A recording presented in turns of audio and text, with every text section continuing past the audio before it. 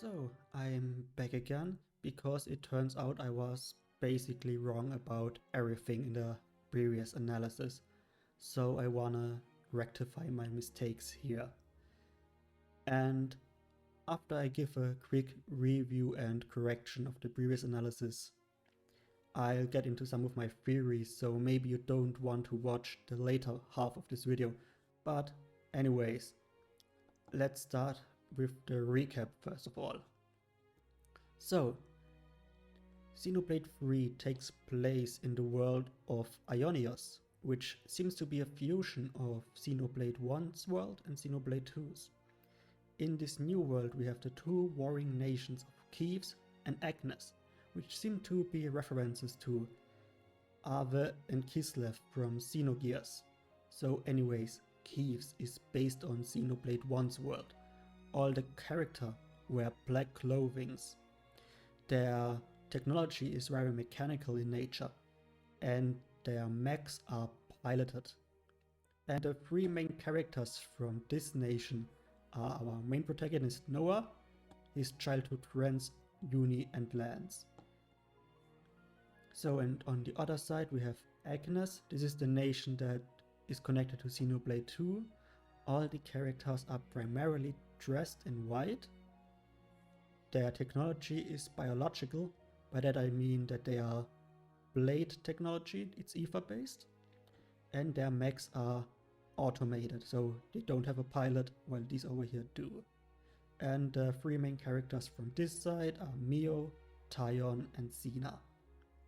And it's basically confirmed that Mio and Xena are blades, so Xena is a blade, Mio is a flesh eater, so Tyon might either be a human or a blade eater, but that's unconfirmed. And over here, obviously, Noah is a normal human, Uni seems to be a high-end-tier Homs hybrid, and Lan seems to be a Machina Homs hybrid. And obviously the leaders appear to be Melia and Nia. So, and Noah and Mio are what's called Overseers.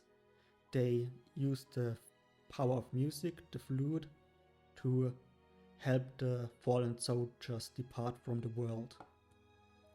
And I previously said that the symbol on the flute looks like it resembles Sansa's wings, and that maybe Sansa has become synonymous with a god of the dead. However, as it turns out, all the flutes have different designs on them. So you can see right here that this guy's flute doesn't have the same symbol on it as Noah's. So it seems that the flutes are personalized. So it's just that all the Kiev's flutes are black and all the Agnes flutes are white, but other than that, the symbols are like unique to the person. However, I still think there is some significance to the Sansa shape on Noah's flute, which we'll get to later. So, then another thing I was wrong about are the clocks. Like I originally thought that the term clock might refer to the mechs or the weapons. However, you can clearly see that there's this clock symbol on all of the weapons and the mechs in the story. So I think it just refers to this thing right here.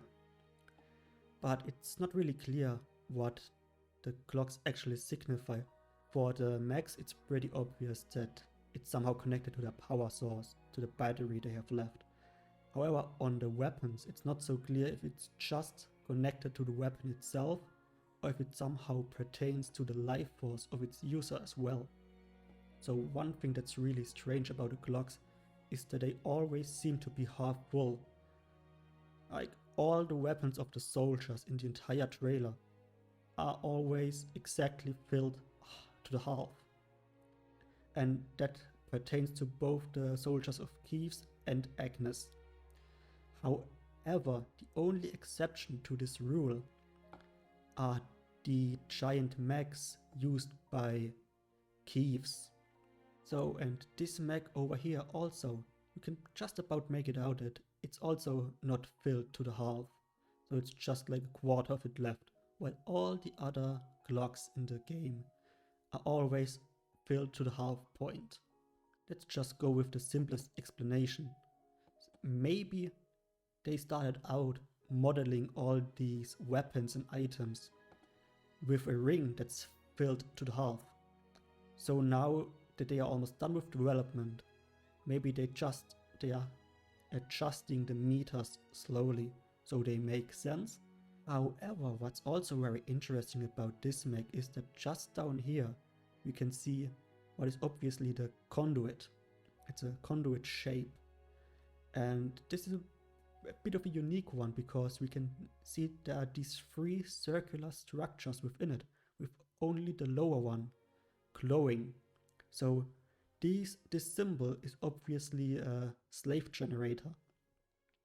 What this means in all of the Xeno games so far, the mechs have always been powered by the conduit.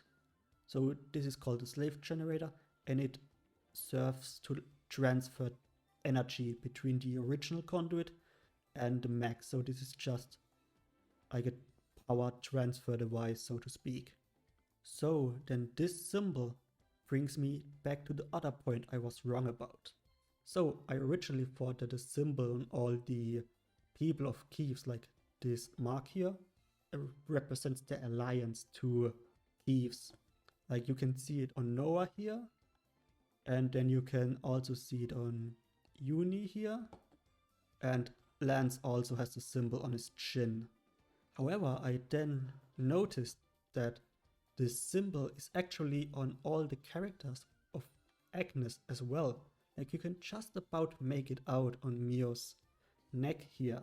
And you can also see it over here, like this is obviously the same type of shape. So Mio also has it. And it is also obviously visible on Xena over here. So she has it on her arm.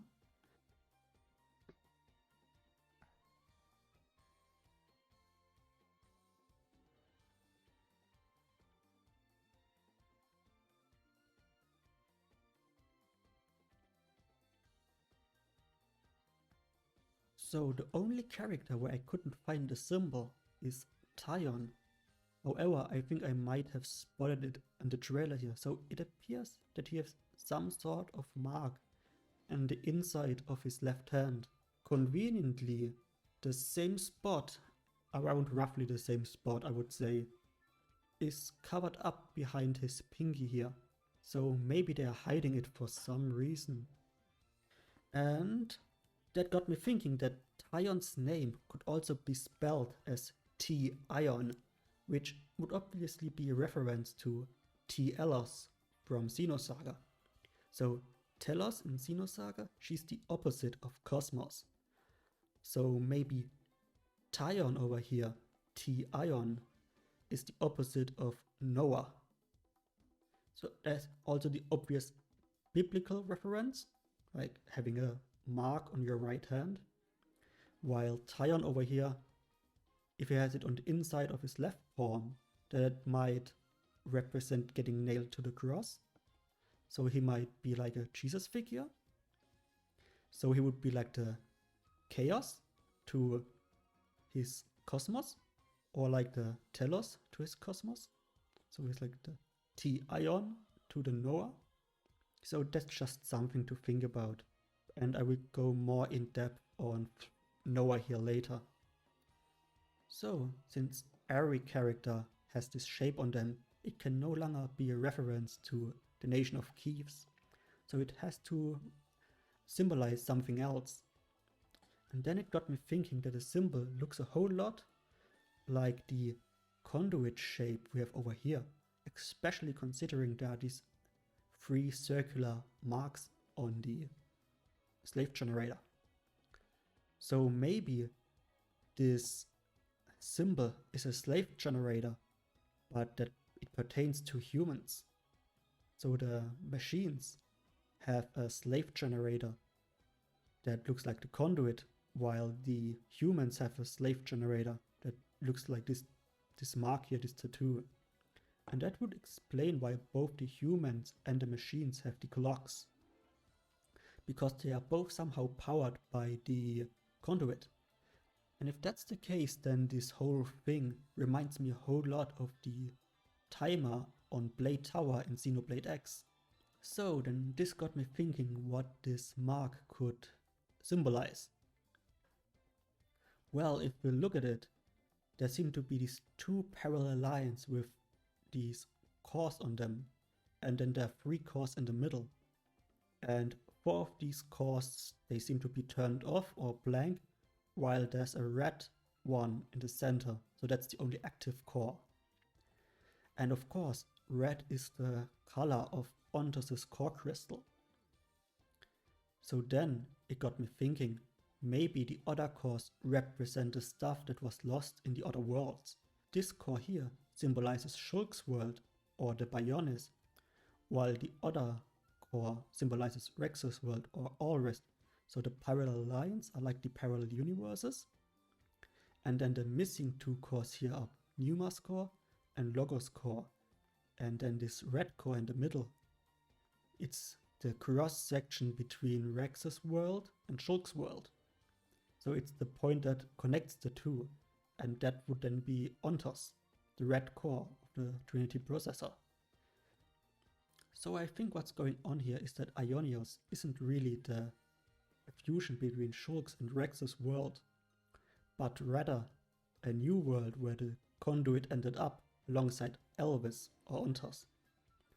So then maybe someone is trying to access the data stored within Ontos, and that's how this new world features all the similarities to Rex's and Shulk's world, but in a way that doesn't really make sense to our current understanding.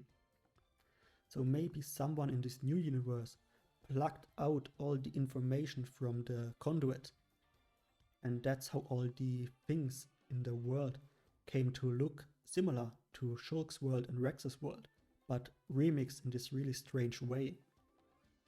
So maybe Xenoblade 3 is like a flip of Xenoblade 2's story. So in Xenoblade 2, Klaus connected people to create a new generation of humanity. So maybe in this world, someone is making the two sides fight against one another in order to restore some original data. So I think that's why all the main characters get the Ouroboros symbol, because their genetic coding is somehow closer to the original prima materia that someone wants to access within the conduit. And that would make a lot of sense, considering that when we look at Noah over here, his design actually looks a bit like a fusion of Shulk, so in a sense Sansa or Klaus, and then he also has some elements of Malos, like his hair color, and Numa's haircut with the ponytail. And obviously his sword looks like a fusion of Shulk's Monado Rex, of Pyra's sword, and of Malos' sword. So I think that Noah somehow has some genetic factor in him that connects him to Sansa in a way, or to Klaus, which maybe an evil Galea tries to access in this world through creating this war cycle, which serves the purpose of refining the data she has plucked out of the conduit. And that's why Overseers like Noah serve to recycle this data in this endless war cycle, which then is broken down to the data of the original world, instead of the two parallel universes that were created after the experiment. So someone is trying to return to the origin of everything. And this would also explain why Noah has the mark on his right hand, because if he has like a gene factor in him that is connected to Klaus, then he would also somehow be connected to Sansa in a way, which would obviously be a satanic figure, a devil figure. So that would explain why he has been tainted in a sense. So then Noah's name would also make a lot of sense, since Noah in the Bible, his real purpose, what was really special about him, was that he was pure in his generations. So that means he wasn't intermingled with the Watchers, with the fallen angels. And that's why God chose him to build the ark, because he wasn't tainted by this genetic inbreeding with the Watchers. So if someone would try to regain data from the old world, which as we know would be tainted by Sansa or Klaus, by the imperfections of Klaus, which created the better universe, so to speak, afterwards, then it would explain why this tainted right-hand mark human would be called Noah. Because to whoever is trying to regain this old data, this tainted person would be pure in his generations. So that would also explain why his appearance seems to combine elements of Shulk, Klaus, Malos and Numa, because it would then pertain back to the original world. And that would then be the Ouroboros factor. And that would also explain why the characters have the Ouroboros symbol on their weapons. So they somehow connect back to the old world genetically. And this will then also explain why we have this weirdly human looking Nopon with like Rex's haircut and this Pyra looking Nopon. So if there's someone running around trying to genetically manipulate the data of the old worlds, then maybe someone tried to, then maybe this manipulation somehow generated a Nopon that has like some of Rex's DNA in him. Like he's a weird Nopon fusion of a Rex and a Nopon. It's like plucked from the conduit's data. And then this would be like a Pyra Nopon. That would be fucking hilarious. Like, it would explain why he has the stupid ass haircut and the weirdly human anime eyes.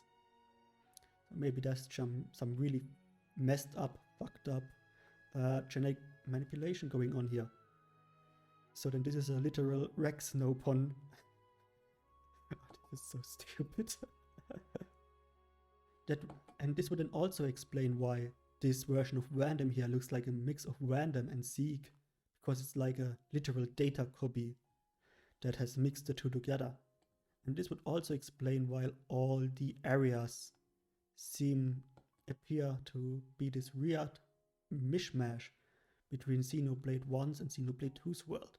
Like, it is mixed in a way that doesn't really make sense with our current understanding. So maybe if someone just plucked out this data and dumped it on the world, that explains why it is so strangely fused together. Because it isn't really a fusion of the two worlds, but it is a third world created from data that pertains to the old worlds. And I think that's how they are bamboozling us with saying that it is the future of both Xenoblade 1 and 2. Because it really is a fusion of the two, but in a completely different way than we are led to believe. So then this would also explain why Planet Mirror seems like this weird mishmash of elements. Like in the art book for Planet Mirror, you can literally see that it is constructed from like these data elements that are being summoned on the planet's surface. So if Ionios is created from like repurposing data, then maybe it would look a whole lot like what is depicted here in the art book for Planet Mirror. So maybe they did Xenoblade X as a test run just to get the technology they needed for Xenoblade 3? I don't know, but there are a lot of similar ideas, especially with the clocks and the plate tower. So I think maybe that's what's going on, I don't know. So that's all from me. Thank you very much for watching and see you next time. Bye.